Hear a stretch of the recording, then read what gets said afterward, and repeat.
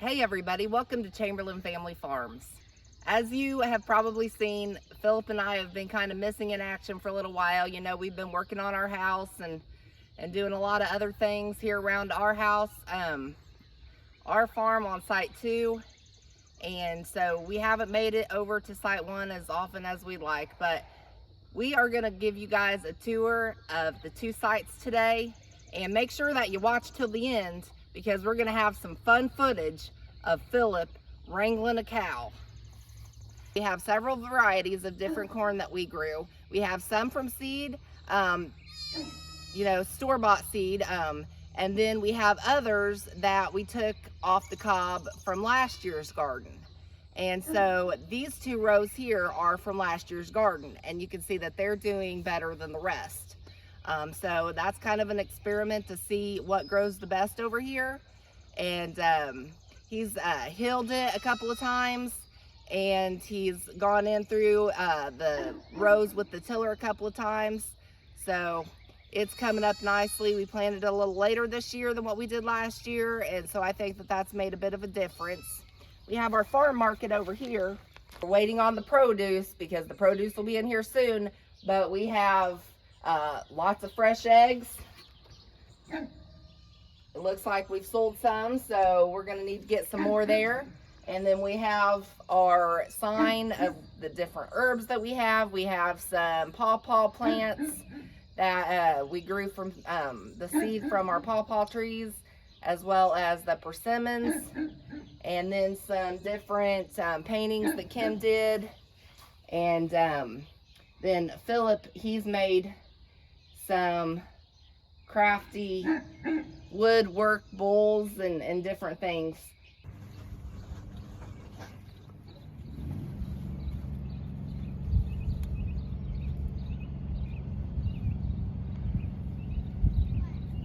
So what's this gonna be, hon?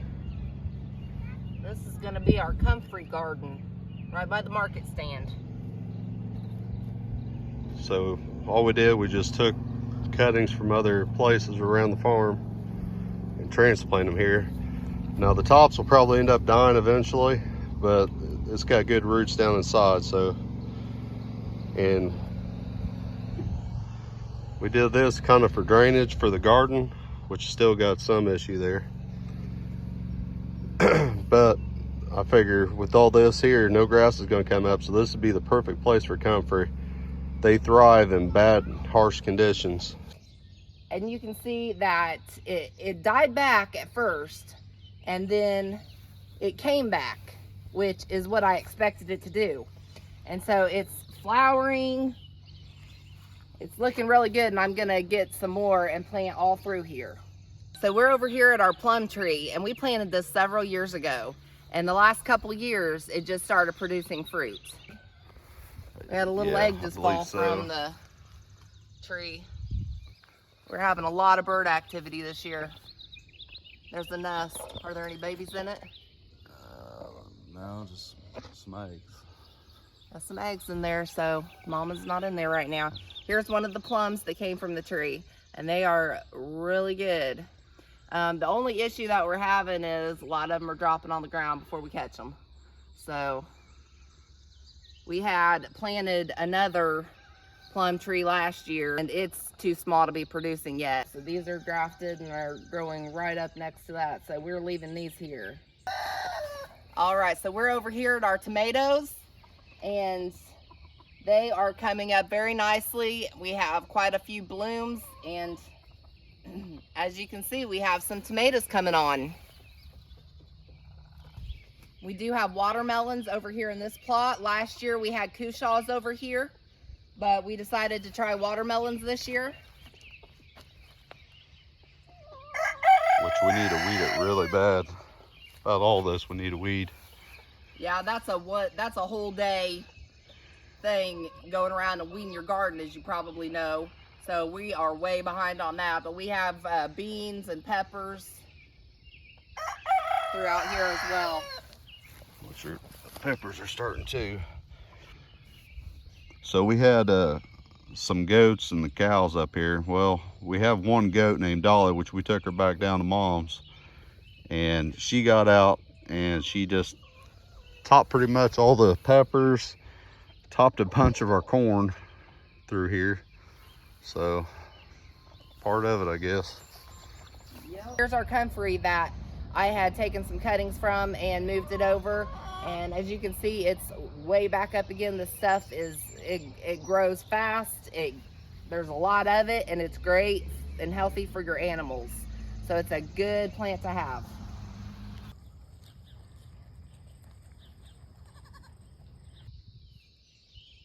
All right, guys, so this is one issue that we are having this year in our barn lot. We have milk thistle coming up like crazy. It is invasive, it's crazy, but the goats will eat it, the cows will not. So we had the cows down here for a little while, and they ran out of their grass. They won't touch the milk thistle, so we went ahead and moved them back down to Kim and Phil's. But I'm gonna tell you guys, we're gonna do a video soon of how to get rid of this stuff. We've kind of been waiting to do the video before we actually got rid of it, but I'll show you over here. We started just to kind of test it out, and we had all this milk thistle was growing up in this bare spot here. Well, as you can see, it's gone. So I need you guys to stay tuned for an upcoming video on what to do if you have this problem. This is our blueberry patch, and so we've started planting the blueberries over here, and we're going to kind of extend it out, as well as my hostas. If you watch previous videos, you know I love hostas, and I'm going to show you over here. We have a few different variety of hostas. So I had taken a lot of clippings, and you can see a previous video that we did last year on where we propagated some hostas and moved them around to different spots on the farm. And so this year I went and I actually did invest in some different varieties so that when they are big enough, we can do the same thing with them. And I'll show you a couple of the different ones that we got. This is a guacamole hosta, and this one right here is an Atlantis. I think that this one is going to be similar to that one, but it's still in the, filling out phase. So, and these over here, I'm not going to touch them for a while because they are still small. We planted those last year. I mean, they started out like this, and now they're like that. But whenever we did the house, we had the new roof put on, and the shingles just fell right on some of my hostas. So I had to cut them way back, and that was a couple of weeks ago. So I cut them basically down to the dirt, and they're already coming right back like that. We went ahead and landscaped around the fence over here, and we planted some different variety of hostas. We've got some Ripple Effect, and we just did this a couple of weeks ago, but this one's already starting to get a bloom on it. And I did get inspiration from Kim, so I went and got some roses. I've never had good luck with roses, so we'll see how they do. Now, these are different though. These are climbing roses, so we actually probably need to just start looping them through here so that we'll cover this whole fence. Yeah, but I have been cutting off the old blooms, and they're getting several new blooms on, so I have been tucking them. We just need to be able to stay on top of that. And over here, a couple years ago, I planted some wild flower seed, and so I believe these are hollyhocks, and they're coming up nicely. And then of course I have some more hostas throughout here. Last year we did a video on propagating some blackberries, and he had taken a blackberry shoot and stuck it down in the ground over here, and we have gotten all these brand new blackberries. They're coming on now, and he has trimmed quite a bit because they can go everywhere. So it's awesome if you can kind of cut them back and then transplant them, propagate them different places. Over here he got some dirt and planted a bunch of different things. What else did you plant back here, hun? Planted some different varieties of squash, which this is squash, this and squash. Yeah, that's squash. Yeah, I ran over some buckets, which that's something you want to have on the farm too, buckets. You just don't want to run them over with the tractor. Then I spreaded some Tomatoes coming up. So there's different tomatoes that are starting to come up here and there. There's some more tomatoes. There's some more. There's a couple. Looks like there's one there. So, and what it is we had a bunch of old seeds, right, from the last 3 years. Many. So yeah. instead of just throwing the things away, we're just using them up. So yeah. And this is a good idea for, you can basically use whatever space you have to plant different things. Yeah. And most of the time, they're going to come up. And then of course you can see under the garage, this is why we're putting all this dirt here. The primary reason to keep that gravel from coming out from underneath the garage. So we'll put more dirt on this after the season's over, until it's leveled off, and we may end up putting some kind of concrete barrier through here, or we may just let it slope on its own. But we use our little yard max. Got the potato garden. Well, this year it's just going to be one row of potatoes and green beans, I think, for the rest of this little pad. And it's probably about the length of the greenhouse and probably about as wide. So I probably did put some of the potatoes a little too close, but there was some that was starting to rotten and I didn't want to take a chance. So all right, guys, don't judge us, because like I said, the weeds are out of control. We haven't had a chance, but here is our one row of potatoes. And then we have some beans. Did you plant anything else? now just a couple rows of green beans, which half the green beans didn't come up this year. So, but the potatoes are doing really nice. Need to till it and hill it and all that. But and over here is our cucumbers.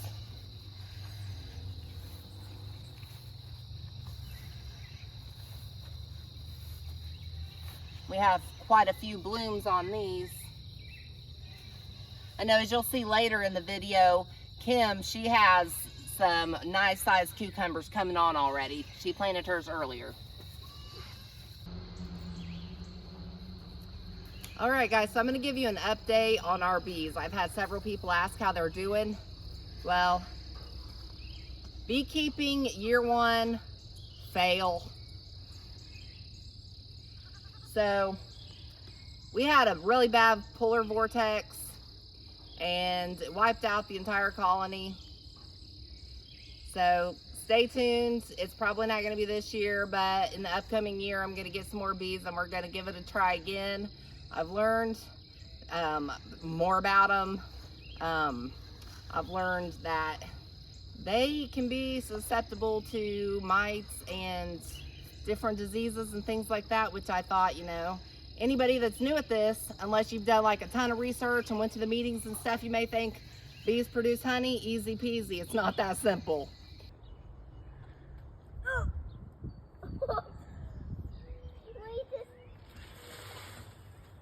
I don't let that eat this now. That teacher, it's actually an octopus tongue. it's got an octopus tongue. Oh, but what is great on it?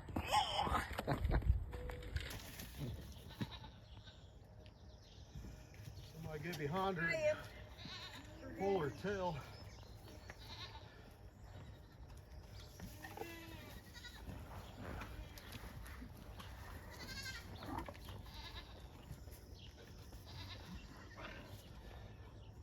She kicked really hard too.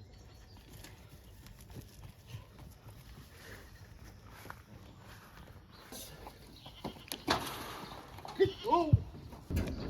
Come on. Hold on when you cut too.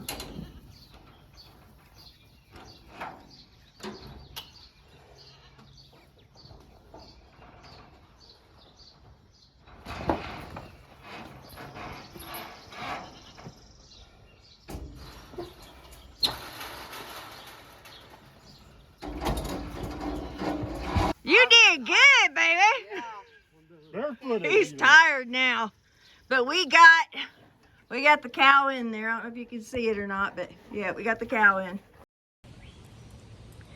Hi there.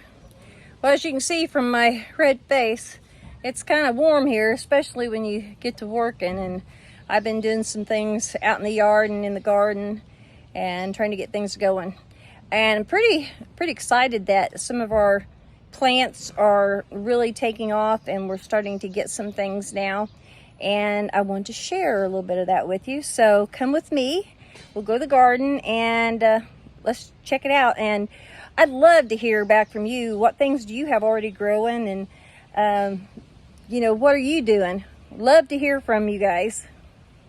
Okay, this is some of the watermelons that I planted up here. This is up by the house, and underneath this here is kind of the sandy dirt soil, which I've always heard is best for watermelons. And they're doing a pretty good job. They're already starting to vine out, and they're looking pretty good. And I have some in the regular garden, and I'll show those to you in a little while. But this is what those are. Come over here by the fence. Now these here are cantaloupe, and they've already got some of the flowers coming on here. And we've got this small trellis here so that they can start kind of climbing up. And as you can see, they've got some of their little strings kind of starting out. So excited about that. I want to share with you another little thing that I've done around our farm here. And it's very low cost.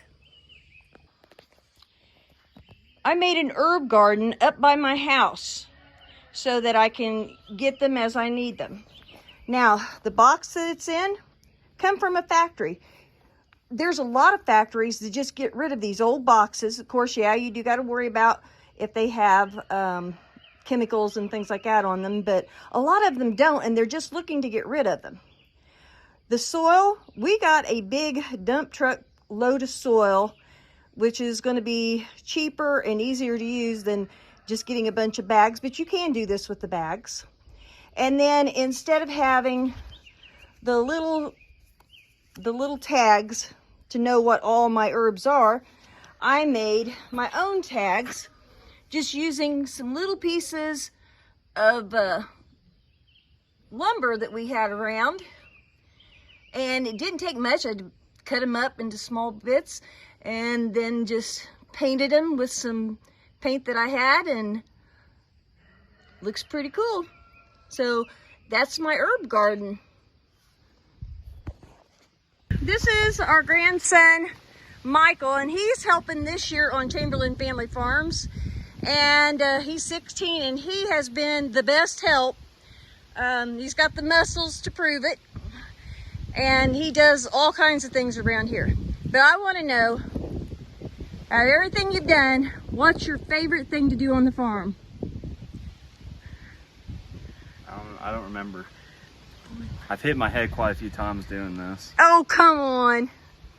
I'll tell you what it is. It's driving that four-wheeler. He likes doing anything that seems to involve driving that around. Bye, Michael. We got a lot of things growing this year at the farm. This here is just a very small plot that I had Michael dig up.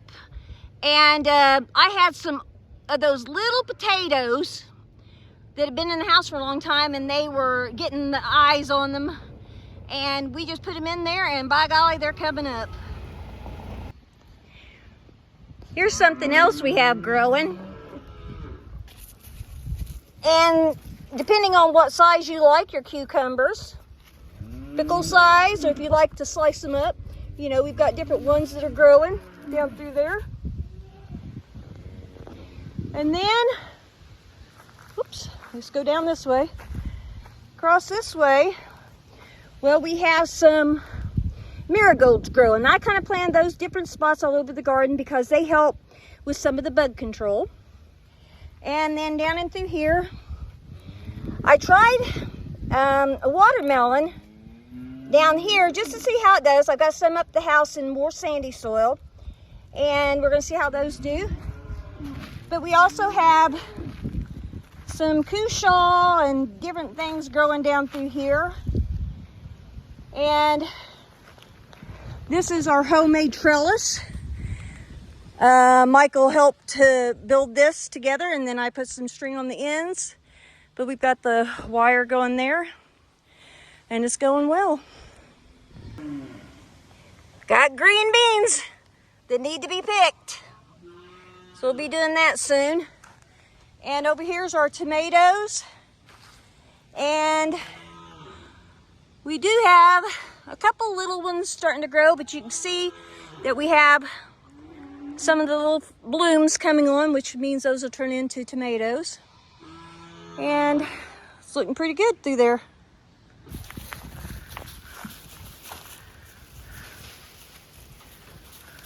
We throw our grass clippings over to the animals. They might as well get some use out of it.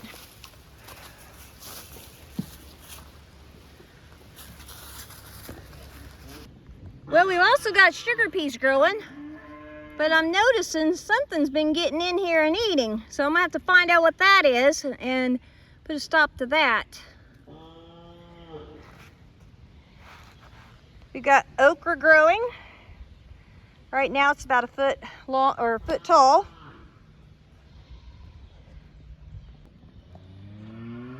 We've also got some summer squash growing in different spots there. Yeah, this here is just weeds over through here. We haven't been able to quite keep up with that because Philip and Jennifer, they've been so busy on their house. But it will get better, and the things are growing, as you can see. I've got some other squash through here. I got some others growing here. Some of it's going to be the yellow squash. I'm going to also have pumpkins and cushaw growing through here. This is another one of those homemade trellises that they can grow on. When I get down here to the end, you'll see where they're starting to take off on it. Let me see if I can peek down in there. So they're kind of coming up in between, and hopefully they just keep going up and up. Now this here are a variety of sunflowers that are growing through here. It's on the inside of our fence. And this is on the outside of the fence. We had a goat and a cow get loose, and they took the tops off of all of those there. So pretty aggravated. We got them in different spots, and they did that, and they did it to some of my flowers and things like that. So this fence, this very small electric fence, has not only kept some of the raccoons and possums out, but kept the goat and the cows out.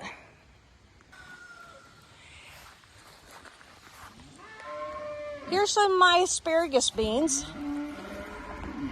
Last year I planted some of these, and the beans, they get extremely long, as long as they're doing well and getting enough water, but they grow right up this trellis that was made. And can't wait for those to start. In behind here, I have what I made is a kind of a natural butterfly garden. Those are wild daisies there. And then here, you see some other plants. Well, those were going to be a type of milkweed. But again, the cows and the goats, they like the flowers that were growing on top of them, and they just bit them right off. Hopefully that part will come back. I do have some marigolds and some other flowers planted down along through here, but we want to encourage those butterflies and honeybees and different things to come and do their pollination.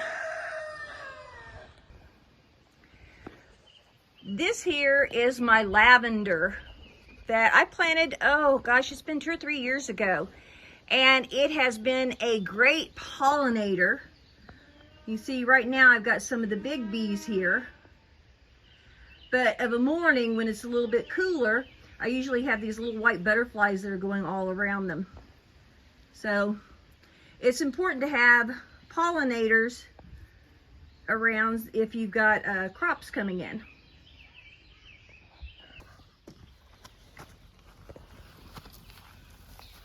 This is a butterfly flower.